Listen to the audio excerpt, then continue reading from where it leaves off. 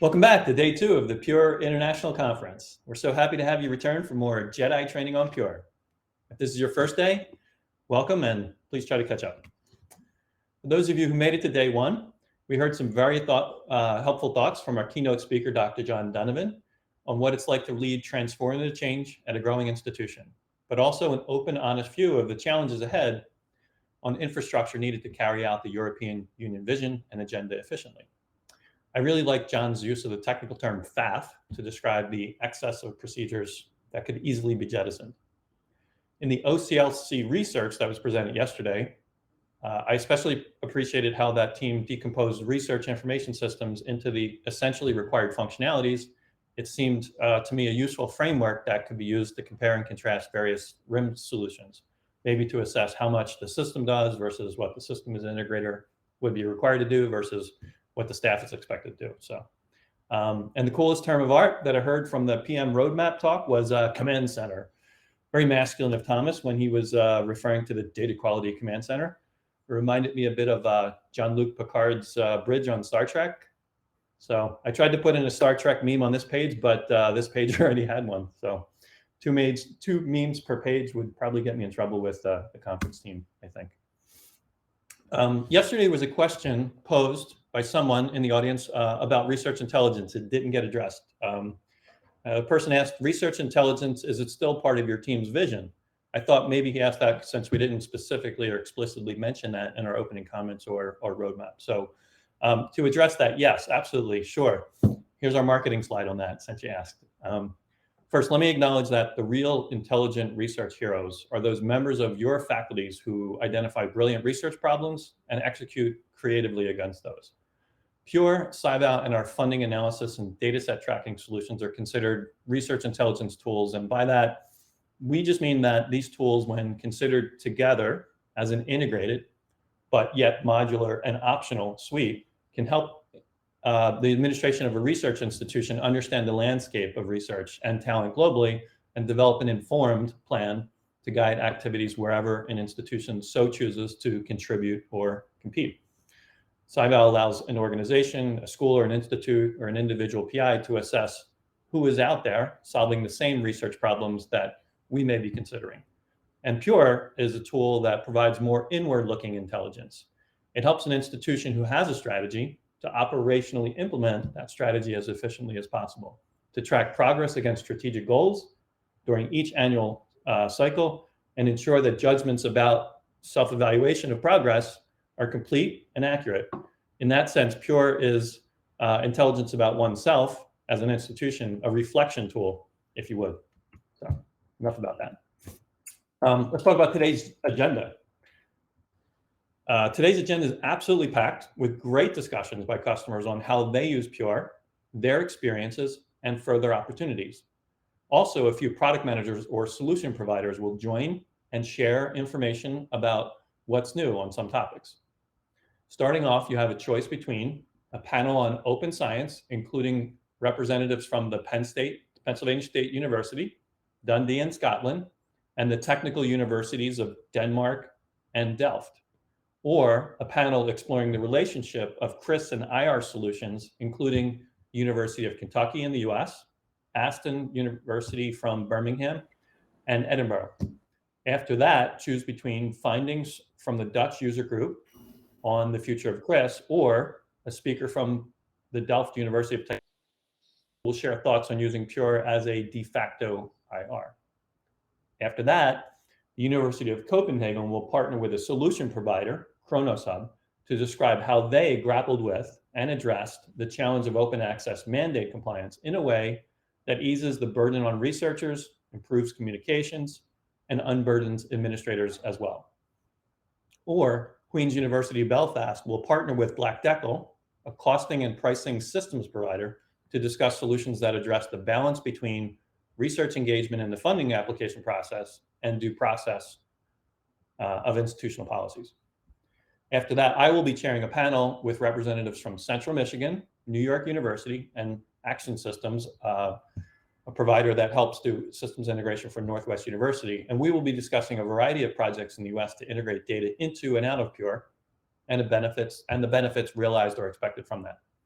Parallel to my panel will be 2 quick talks, a talk by the University of Northampton and Elsevier discussing a case study in streamlining the funding process using Pure's award management module and the funding institutional solution from Elsevier, which provides an aggregate view on funding opportunities and historical funding patterns and recipients. There will also be a talk by the Pure product manager for award management, outlining how award management is a team sport and providing a deeper view on the evolution of the Pure's award management module. Wrapping up the day, you can hear from a member of the startup company Plum Analytics, Stephanie Faulkner, who's passionate about helping universities discover and surface their impact, the impact of their research.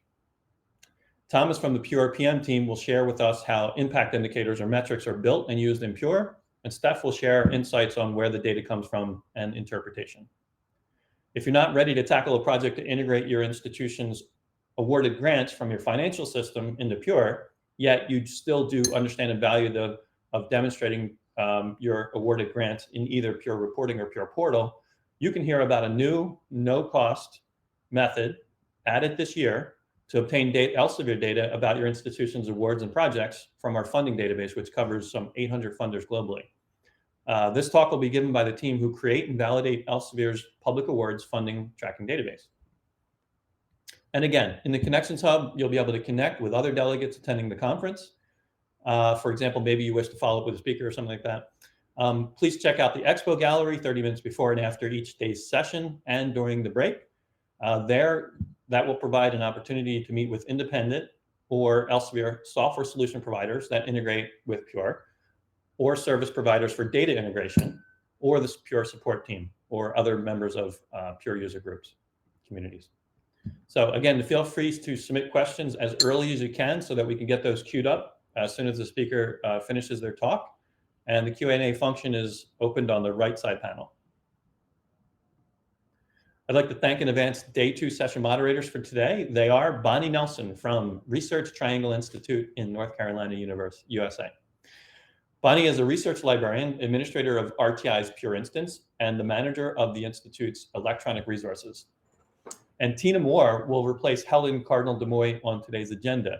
Helen was literally, no joke, too busy working to close new Pure contract sales in Europe to attend today. So everyone wants them to have all of this fun that we're having with Pure, right? So Helen sends her regrets, and yeah, Tina's our liaison for Pure user groups globally.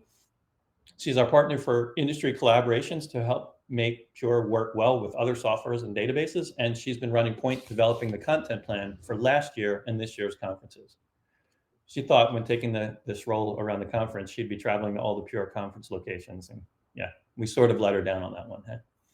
So speaking of the content of the conference, you'll see pop-up surveys after each session. These are extremely important to us. Please fill those out, and because if you do, then when you come to next year's conference, we'll be sure that the content selected for the conference will be informed by your insights on what you find valuable. So please, much appreciated, the feedback that you give after each session. Okay, that's all I have for words of orientation today. So please make your way to your first choice session. Enjoy the day, and please do fill out those post-event surveys. Thank you so much. Appreciate it.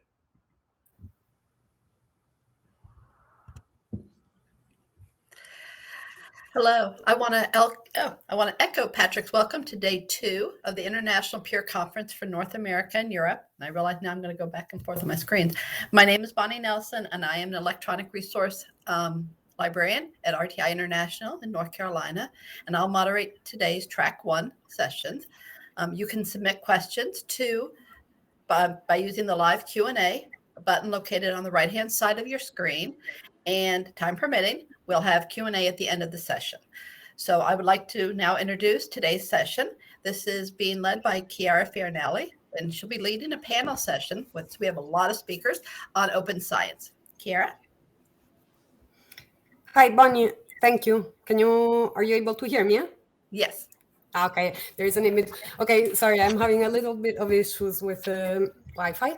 So I wanted, we will slides today because I will avoid creating more issues with sharing. But yes, I would like to welcome you all to this panel on open access. I just wanted to give a little bit of an introduction to the panel before I words to the panelists and open the discussion. So open access, why? So we have been focusing not only us, that the research community and institutions in general in the last years and different countries have been focusing more and more on open access and open science. It is a topic that is of interest in research. It is something that is quite close to me. So just to give a little bit of introduction, I think most of you know by now, I'm the product manager for Pure Integrations. I have a background in research and energy physics, which is actually a field in which open science is quite advanced, quite important. So even when now in Pure and in the work I have been doing in Pure, it has always one of my top interests. I think it is important, since I having is that I think that many of the Pure users and Node, many institutions have needs, open access. These needs are not always the same. So I think we have common needs, and there are also different types of requirements depending on the country or institution.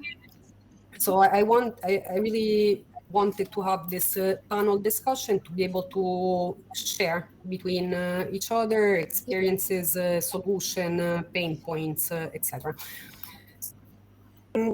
Just to give a introduction of who panelists that are joining me today. We have Coughlin from Penn State, so he has libraries, strategic technology at Penn State University. John McCaffery, who is joined from the University of where he is the research service manager. Joost de Leeuwe at Delft, who works Access and is the research and publishing advisor, and also works, but he will tell us more, with OpenAIRE. And Maria Christensen, sorry, Maria, and Pernille Seier from the Technical University of Denmark. And they work there as information managers. So with this, I would like actually to pass the word to the panelists. So perhaps I can ask Daniel to start, because I would like to ask you if you can introduce yourself a little bit more, your role and your involvement with open access. Sure. Lead off, that's a good spot. So as said, I'm the head of library strategic technologies at Penn State University in the United States. It's for simplicity our IT department. Most related to this discussion, we're responsible for our institutional repository, as well as our researcher metadata database, which is an aggregation of a lot of the activities that our faculty are responsible for. We also work really closely with the Office of the Senior Vice President for Research and their implementation and rollout for Pure. It's a different unit within the university, but we work really closely with them. So we have a good sense of like a lot of the research outputs that are happening at the university. And because of that, we've worked really closely with within the libraries, the scholarly communications department, as well as our research informatics and publishing department, to organize the technical and like the implementation of our open access workflow, which is our open access policy went into place just about 2 years ago. And so the real key there was trying to make it as simple as possible for our faculty to comply with that policy. And so I think the most relevant things for the open access portion of the discussion. Thank you, Dan. Maybe in the order in which I presented you. Hi, everyone. I'm John McCaffery from University of Dundee in Scotland. I'm research services manager. I manage a team of 7 in all aspects of research support, and we have some additional metadata team assistants that we can call on to validate outputs in Pure. I think we're a little unusual in that nothing appears on our portal unless it's been validated by the library. So we have overall control of everything that appears on our portal, in an attempt to keep our metadata actually accurate. Our responsibilities are quite wide-ranging. We're in overall oversight of Pure. Our Pure is hosted by Elsevier, which has the advantage that we get all the upgrades really quickly. But we also have responsibilities for overseeing the output side of the UK's Research Excellence Framework exercise. And we also have oversight of the general ref functionality within Pure and advising our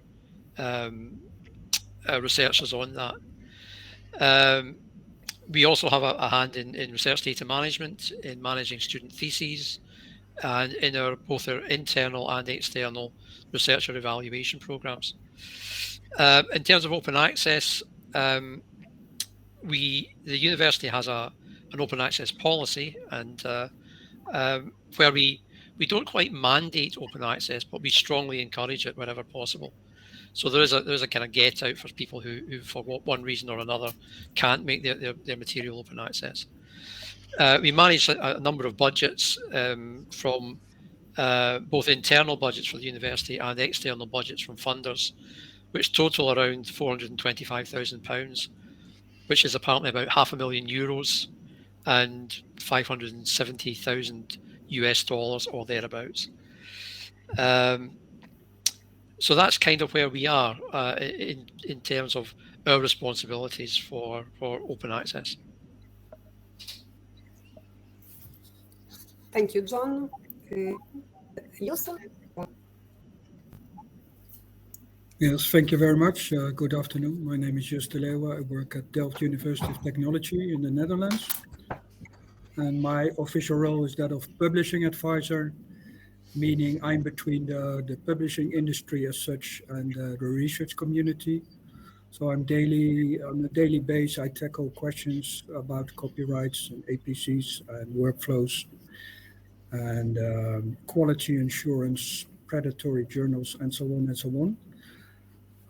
Next to that, together with my colleagues from the collection department, we erect and arrange all the open access deals with publishers. We have around 30 publishing agreements, mostly read and publish. We are a partner in national deals, so the consortium of the Netherlands for the big multidisciplinarily public publishers as Wiley and Springer and Elsevier and so on. But we also have a whole range of bilateral deals, so more field-specific publishers, which interest or reflects that of a technical university. And then you can think of IEEE or ACM and Microbiology Society and so on. And we also have a range of agreements with gold open access publishers as Frontiers, NDPI, Copernicus, and so on. So for all those agreements, I'm responsible for the financial conditions, the workflow, and the administration, including all the dashboards connected to those publishers. Another thing I like to mention is that we have annual monitoring of open access. That is the peer-reviewed articles. So we're also monitoring conference papers, but peer-reviewed articles are part of a national measurement. And we have to deliver the numbers every year to the Ministry of Education and Science. And the latest figure for Delft is 81% peer-reviewed articles. So open access is more or less the default. So we try to increase, of course, a higher number, but based on healthy and sustainable financial conditions. There's more, but I leave it with this.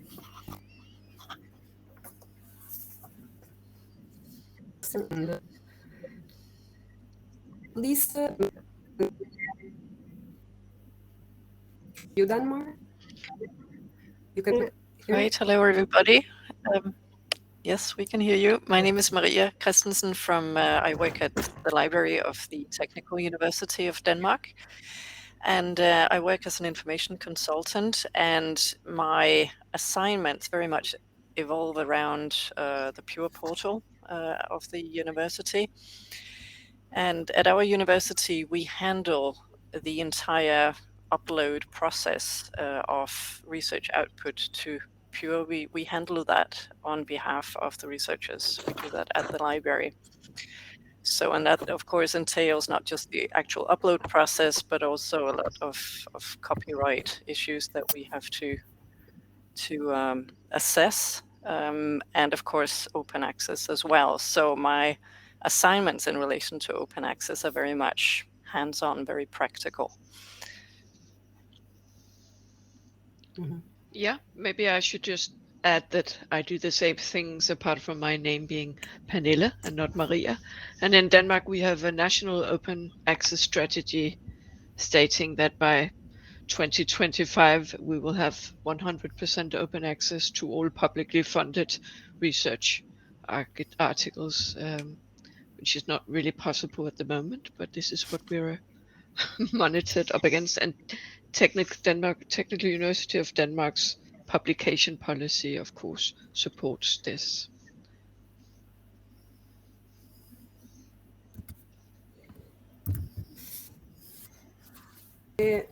Okay, am I still with you? Yes, okay. Yeah, sorry, I have. Okay, thank you, everyone. So I think to dive into the discussion, so I think there are a few things that I wanted to touch, and well, not even wanted to touch on, but would like to hear. So I think aspects of open access that I would like to hear. So first of all, what is the status and current situation in your country? So I know for example, I know that in the Netherlands, there are a lot of requirements in Denmark, as mentioned, in the UK. So I wanted to understand these requirements and these policies, what do they come from? Is it funding? Is it so? Do they depend or are they connected to specific things? And then I would also like to hear, and then we can get more into how you are using Pure.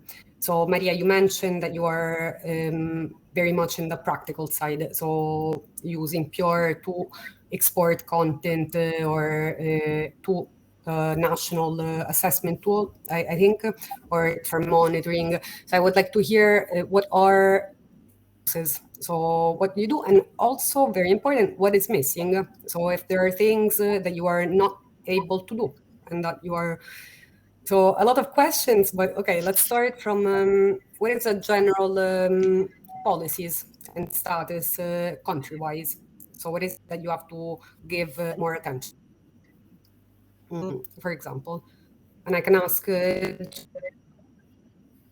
maybe taking it, because I know REF have a big part of monitoring open access content. So maybe you can open us. Thanks, Chiara. Yeah, in the UK, we've been quite the advanced guard, if you like, for open access for a few years. And largely, I mean, the short answer is follow the money.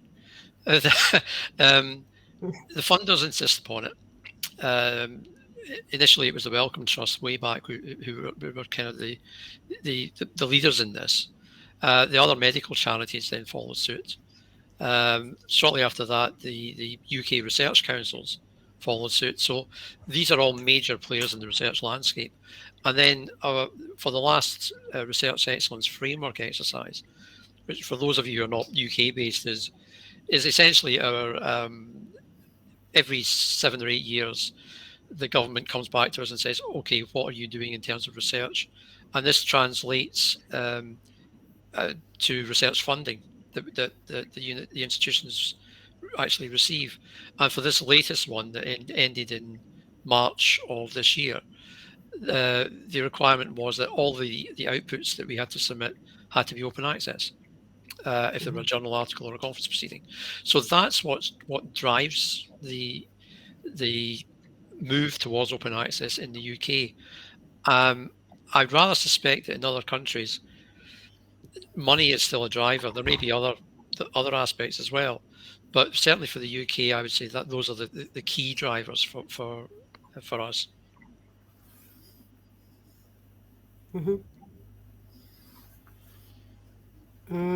Does anyone else perhaps used or done? You want to comment? Used? Yeah. There's no such thing as a Dutch national decree or a mandate, but we have an institutional mandate, which works pretty well, which states that at least an author's accepted manuscript must be deposited into the repository with eventually an embargo. But next to that, of course, we have the funder requirements, the NWO, which is national funder, who has a demand for immediate open access as partner of Plan S. So that's a kind of strong boost in that direction. And we have in the Netherlands an article in our copyright law which allows authors to bring their work, nevertheless, if there is a contract signed with a publisher, to bring their work, short work that is, into the institutional repository with an embargo of 6 months, which works pretty well. So there's not a lot of acquisition, or it's more like intrinsically they're motivated to act on this Copyright Act. So there are kind of different kind of boosts in towards open access, but in order to achieve like the 100%, as the colleagues in Denmark just mentioned, we had that ambition also, but that's more like pragmatic now. So we steering on a kind of realistic increase per year, no longer have a precise number on the horizon. So last year we had a one-time 11% increase overall at the national scale, but that was mostly because we have now the complete portfolio of Elsevier journals as part of the national deal, and that's of course a very big chunk. But from here, well, there are no precise ambitions sketched. So I hear, and I use this as a bridge to Dan, because I hear, so a lot of it depends. So I know in the Netherlands, the NWO has requirements, and I know, Dan, that also the NIH in the US has, from what I know, the NIH has requirements to publish open access things related to NIH funding, correct? Yeah, we have different funder policies that similar to someone had recently said, if something's funded from like public grant money, then it should be openly accessible, both the data and the publication. And then more recently, I think that the bigger push has been on the institutions. And so Ed mentioned Penn State pushed out an open access policy that anything published past 2020 needs to be openly accessible. In either it doesn't have to be in Penn State's institutional repository. If it isn't openly accessible, then we provide that as an option. But the bigger push for us is just to increase the footprint of openly accessible information rather than necessarily increase the footprint of our IR to have all the openly accessible publications. I think one of the big reasons why the libraries has been involved for our standpoint is not just to make things accessible, but to make them, or not to just publish them, rather. I think a lot of folks can get things out, out on the web, but to make them accessible and discoverable. And I think that's really where we've played a big part on the library side of things over the past couple of years, is helping with description and helping make sure that, things come up in the IR and people are searching for them. Mm-hmm. So what I understand is it is not necessarily, so we are talking of other type of publications. So for example, preprints or conference proceedings, like making research available. So there is not so the real requirement is not necessarily, and this I will call Maria or Pernille, because I think in Denmark it's different. So the making research available, it does not necessarily in this case mean publishing in gold open access journals, but it is just to have an available version correct? Yes, Dan? that's the correct. Okay. You could say that the national strategy of Denmark is a green strategy because no money comes with it. So we have some very ambitious goals, but no money to pay for golden open access. So yes. Do you So that have would be the a issue. suggested, because I thought, but this maybe is perhaps my mistake, is there's not a list of journals or there are not requirements on specific journals. So yeah, gold open access or yeah, publishing it is just more green, right?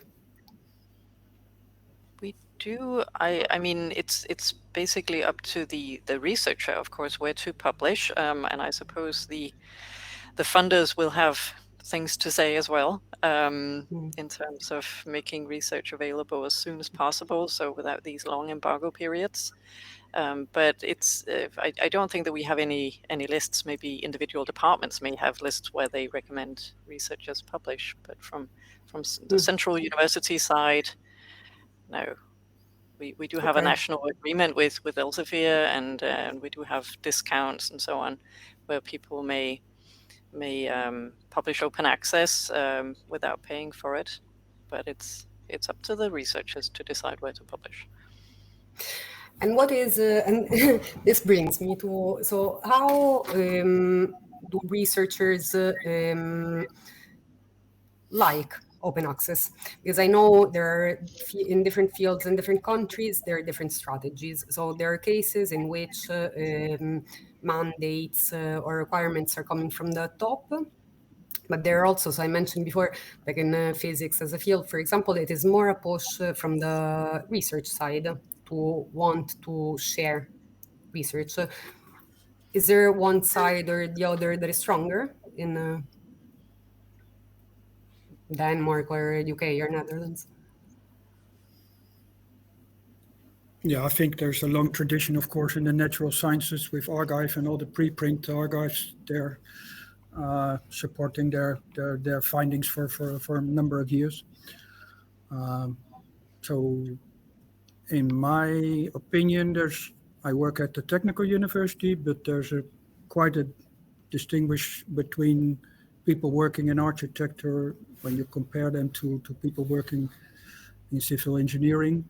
There's strong kind of traditions within a community about sharing their findings as preprints, as articles, as data. So that you need a kind of customized strategy towards the faculties and even departments in order to make open science and open access successful. And also in their role as teacher, we haven't mentioned that, because most of the researchers, of course, act as a teacher. So we have a very lively open access program in terms of textbooks. So not only the platform for academics, but also for the students.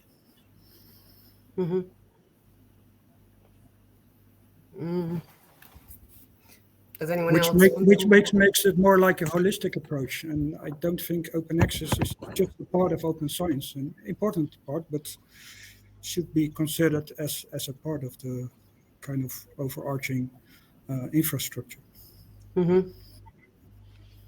Yeah, we actually prefer to use the term open research rather than open science. If we'll stop all the humanities and social science guys switching off immediately as soon as you start talking about science. There is a divide. I mean, the STEM subjects are generally more receptive to open access and open science. I think again because it's a grant term requirement from their funder. Although you would be surprised how many researchers don't actually read the small print of their grant agreements, and you're terribly surprised when you tell them that you have to be publishing this open access. But it's more of a challenge in the humanities and the arts and the social sciences, partly because they don't really get lots of funding from the main the large funders who mandate open access. So we operate a kind of ongoing advocacy program, and it's a continual advocacy program.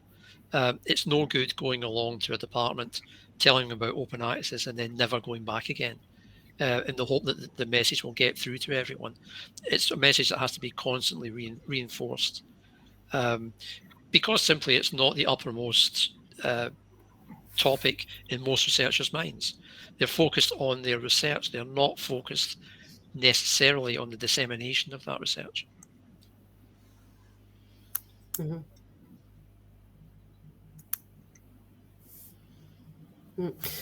Okay, so how, not a big question because I see I want to get into. So how are you, all of you, so anyone who wants to step in, how do you use, I know you already talked about it a little bit in the introduction, how do you use Pure to help with open access needs that the institution has, and what is missing? So this, I'm also connecting because I know, so I'm connecting also to what you said about other content types. So it is not only a matter of open access publications, but more, or what John said, open research. So the idea of being able to trace all the different parts of the research. So I'm curious to hear if and how and to what extent Pure or can help, and if you feel that there are things that are missing. For example, what comes to my mind are conference proceedings, things that are still a little bit less structured, maybe. Pernille or Maria, perhaps I can ask you, as you use Pure, I know. Well, since we're using the green open access way, we are just harassing researchers all the time for postprints. And I mean, we've set up the system to send out this automatic email every time a publication where you figure as an author, you receive it and there's a little text at the bottom saying, please send us your postprint. But we all know maybe you see it the first time and then you just never register it again. So I don't really know.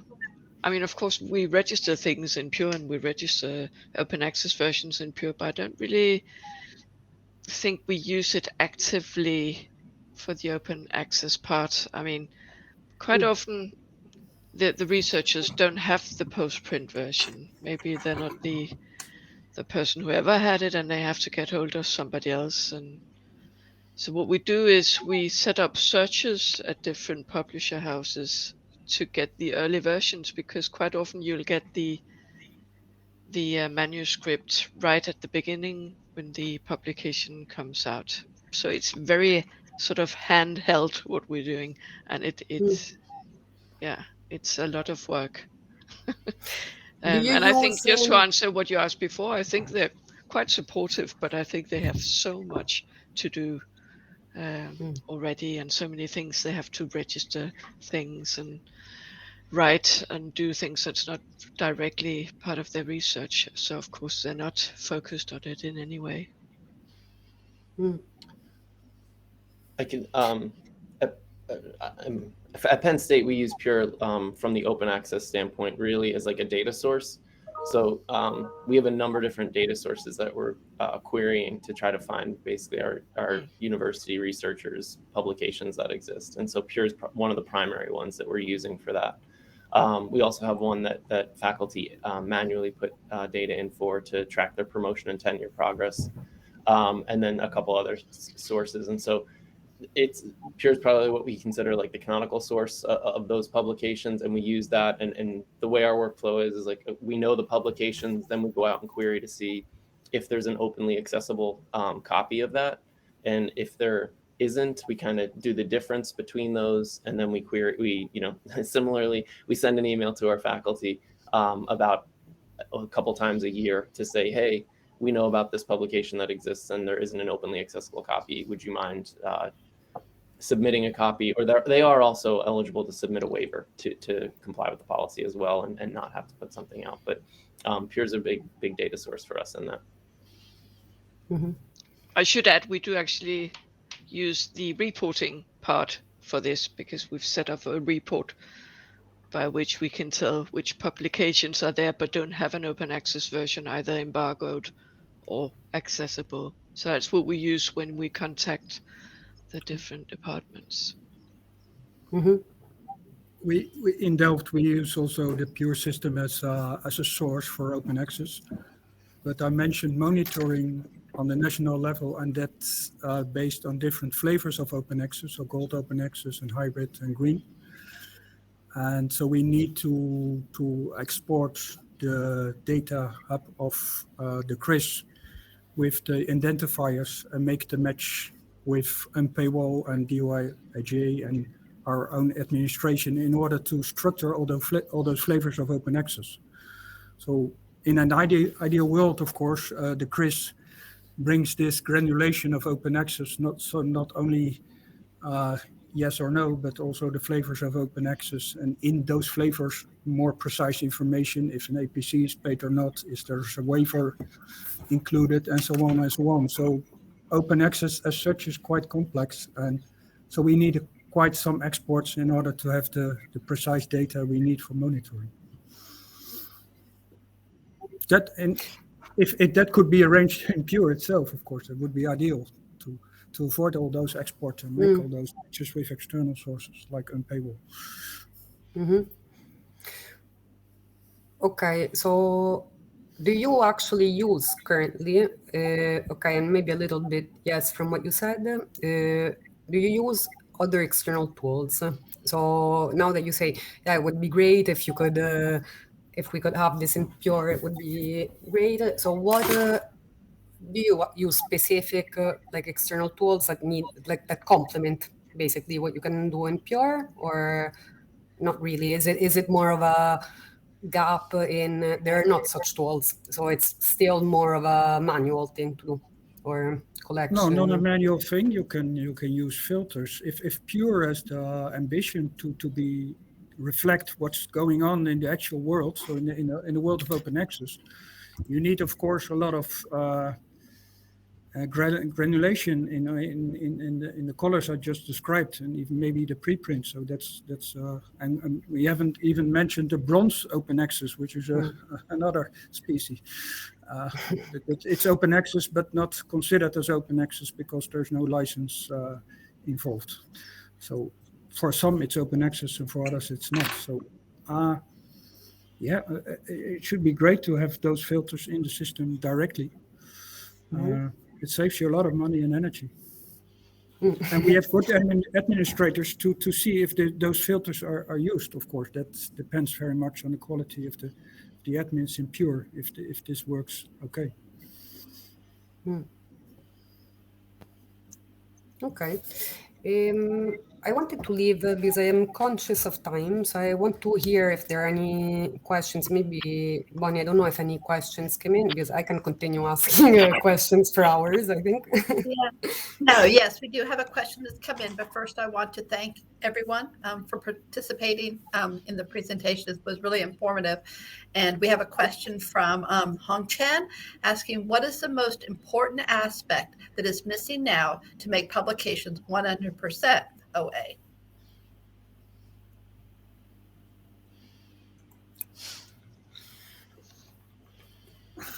Resources. I was going to embargo periods. Yeah, I was going to say that the biggest single difficulty that I think we face, and I hesitate to say this, Tim, we're on an Elsevier program platform, is publishers who are. Our experience is that some publishers are being obstructive and quite difficult, particularly with the new advanced, the mandates that have come out in the wake of Plan S, the sort of thing that all the various European agencies and UKRI in the UK and Welcome and so on have now kind of nailed their colours to. Our experience for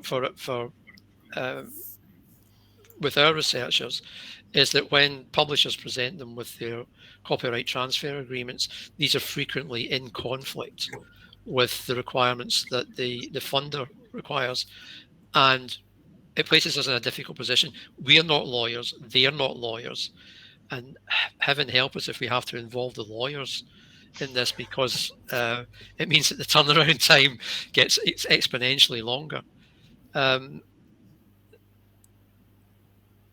I would say that the resistance from publishers is still a major issue.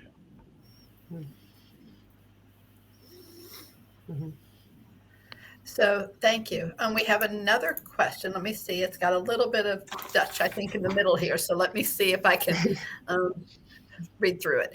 So from Catherine, she says, scholarly communication departments, open access at Penn State, open access policies that mandate but do not mandate but encourage different workflows, the monitoring of them. We have to do the Dutch here. The Netherlands no longer have a fixed goal.